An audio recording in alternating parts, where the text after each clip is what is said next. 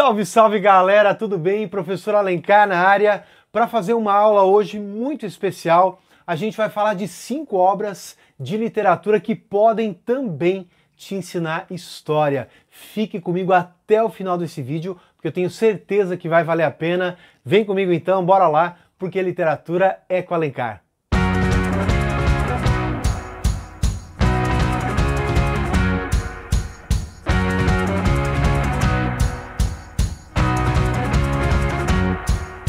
E o primeiro livro é Isaú e Jacó, do Machado de Assis. Não é o romance mais famoso dele, os mais famosos são Memórias Póstumas, Quincas Borba, Dom Casmurro, mas sem dúvida Isaú e Jacó é uma obra incrível e que fala da história dos gêmeos Pedro e Paulo, nascidos aí em 1870. E a gente vai ter desde a infância até a fase adulta deles, os filhos da Natividade. Está presente no livro aquele jeitão machadiano, irônico, crítico em relação à sociedade? Com certeza. A verdade é que Pedro e Paulo nunca se deram, parece que desde a barriga eles já brigavam e isso nunca mudou, na verdade não amenizou, só foi piorando, a rivalidade entre eles foi crescendo. No amor, por exemplo, ambos se apaixonaram pela moça Flora, uma bela moça, aliás, que nunca conseguia decidir entre um e outro. Nas escolhas profissionais, diferenças também. Paulo quis ser advogado, Pedro médico. Na política, Paulo desde pequenininho se mostrou republicano e Pedro monarquista. Tem uma passagem bem legal, aliás, quando eles eram adolescentes, né, lá no livro, eles passam por uma loja e resolvem comprar quadros. Paulo compra de Robespierre e Pedro de Luís XVI. Faz sentido, né? Um pela ruptura da monarquia, outro pela permanência, só que aí os quadros não duraram muito tempo, porque um estragava o quadro do outro na cabeceira da cama, imaginem. E quando acontece no Brasil, vamos sair da França, né? Quando acontece no Brasil a proclamação da República, lá em 15 de novembro de 1889, é uma alegria para quem? Para o Paulo e uma tristeza, uma derrota para o Pedro. E o leitor vai acompanhando aí, né? Todas as angústias, todos os sentimentos dos dois, ao mesmo tempo que aprende muito sobre o contexto histórico, político do Brasil daquele tempo, polarizado, tenso. Mais uma obra é Os Sertões, do Euclides da Cunha. Se você já tentou ler, tá me olhando agora de atravessado, vamos jogar a real, não é um livro fácil. É que o autor mistura vários estilos. A gente percebe que ele é meio realista, meio simbolista, ele também tem um estilo jornalístico. É que o Euclides da Cunha foi jornalista, aliás, ele foi lá para o sertão da Bahia, né, lá para Canudos, em 1897, como correspondente do jornal O Estado de São Paulo. Era por Euclides da Cunha ter feito simplesmente a cobertura jornalística desse evento, que tinha iniciado em 1896, né?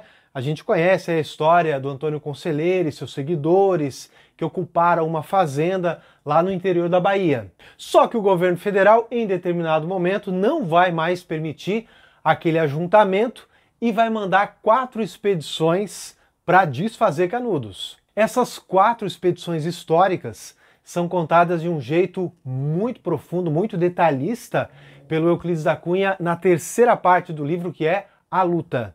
A primeira parte é a terra, que é um estudo geológico do sertão. A segunda é o homem, que é mais sociológico. E a terceira, então, tem aí um tom mais narrativo. Ou seja, para resumir, o Euclides fala onde a guerra acontece, quem participa dela, né, que é a segunda parte, e aí sim ele conta pra gente o que ocorreu nesse sangrento conflito. Romanceiro da Inconfidência, da Cecília Meirelles. Não tenho dúvidas, tá, galera, de que foi a maior realização da autora. É que ela achava que o fato histórico Inconfidência Mineira, de 1789, era injustiçado no Brasil.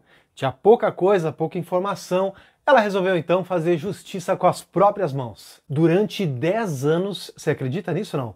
De 1943 a 53, ela se dedicou então a contar em versos a história dessas grandes figuras, Tiradentes, Tomás Antônio Gonzaga, que foi um poeta árcade.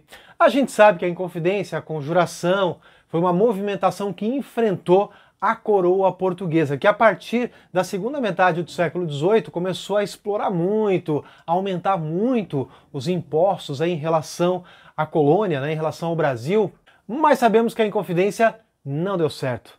No meio do grupo tinha um traidor chamado Joaquim Silvério dos Reis, que dedurou os seus amigos, aí foi todo mundo preso, levado para o Rio de Janeiro, julgado. Tem uma passagem muito interessante no Romanceiro, que é o Romance 34, que fala sobre o Joaquim Silvério, comparando esse traidor com o famoso da Bíblia, Judas. E segundo a Cecília Meirelles, o Joaquim Silvério foi pior do que o Judas porque ele ganhou muito mais e não se arrependeu do que fez. Aí eu falei ali romance, mas o livro é em versos, tá, gente? É que as partes que são romances são mais narrativas no livro. Aí você tem outros dois tipos, digamos assim, de partes, né? Você tem os cenários, que são mais descritivos, e você tem as falas, que são mais argumentativos. Olha que legal, tem os três gêneros textuais aí, né? Agosto, Rubem Fonseca. Vou dizer para vocês que eu fiquei bastante envolvido com a leitura desse romance. Normalmente eu me envolvo com o Rubem Fonseca, eu gosto, tá? Do estilo de escrita dele, forte, contundente. As histórias dele também têm bastante violência, não é diferente com Agosto. Estamos falando de um romance histórico contemporâneo, ele mistura aí fatos históricos, né, coisas que aconteceram mesmo, com ficção. Do lado histórico, você tem o mês de agosto de 1954, que foi fatídico para o então presidente Vargas. Como a gente sabe, ele acaba dando um tiro em si mesmo no dia 24 de agosto. Dá para perceber que o Rubem Fonseca fez uma pesquisa aí bastante intensa para poder escrever sobre isso, porque ele vai contando muitos detalhes. Você vai acompanhando os acontecimentos que envolvem, né, essa ação extrema do presidente. Tem, por exemplo, lá o atentado à Rua Toneleiro, quando o Gregório Fortunato planeja o atentado ao Carlos Lacerda, que foi o principal rival do Vargas. Só que paralelo à história, você tem a ficção. Temos a presença aí do Alberto Matos, que é um delegado, que vai investigar o assassinato de Paulo Aguiar, um homem rico, poderoso, dono de uma transportadora. O histórico se mistura com o ficcional? Sim. No dia 24, Alberto Matos, que não existe, vai até o Palácio do Catete e vai encontrar o presidente lá, né, estirado em sua cama. Por último, o que é isso, companheiro Fernando Gabeira? Bom, o Gabeira é uma figura midiática. Ele foi político por muitos anos, é apresentador de TV, é pai também da surfista Maia Gabeira. Mas voltando no tempo, lá para os anos 60, ele foi uma figura que enfrentou a ditadura militar. Ele participou de um movimento armado chamado MR8. Inclusive, o Charles Burke, embaixador dos Estados Unidos no Brasil, foi sequestrado em 1969 e quem planejou tudo, quem fez tudo, foi exatamente esse grupo. É que eles queriam pressionar a libertação aí de presos políticos. Toda essa ação é contada pelo autor, assim como ele fala também de coisas que aconteceram antes, né? O pré-sequestro, por exemplo, o AI-5, que aconteceu em 1968. Ele conta depois também, né? Porque depois do sequestro, o pessoal teve que viver na mais profunda clandestinidade. O Gabeira foi para São Paulo, não conseguiu ficar escondido por muito tempo. A polícia o encontrou, ele tentou fugir e acabou sendo baleado. Olha só, hein? Violento o negócio. O livro é chamado de Romance Depoimento.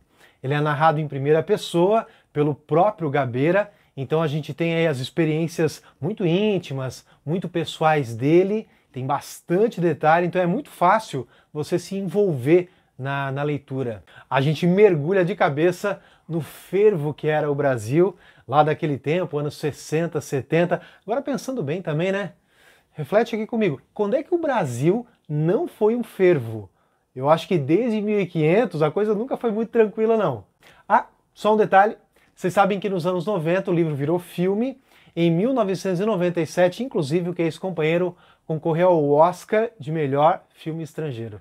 Lembrando, galera, para encerrar, que a literatura não tem a obrigação de ensinar. É arte, mas ela pode. E quando isso acontece, quando você aprende história, por exemplo, acaba sendo a união, digamos assim, do útil com o agradável. A partir da arte, você aprende aí, né, os acontecimentos. Isso é um barato. Valeu? Até a próxima, então.